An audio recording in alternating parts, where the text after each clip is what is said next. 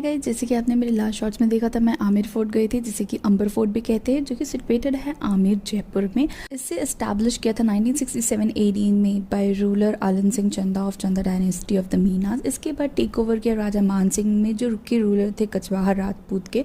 After 150 years it got completed later in the year 1592।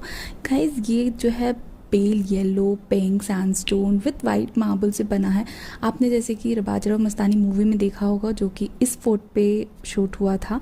इसके अलावा guys, इस fort में मीना बाजार है, इस शीश महल है, दीवाने आम, सुख महल, सूरज और चांद पुल, शीला देवी माता का टेम्पल है, सुहाग मंदिर, जिनाना महल है, जो कि home to royal women of the palace है। And this fort has the third longest wall in the world. It is also surrounded by Maota lake, और साथ ही विलेज भी है फोर्ट के पीछे।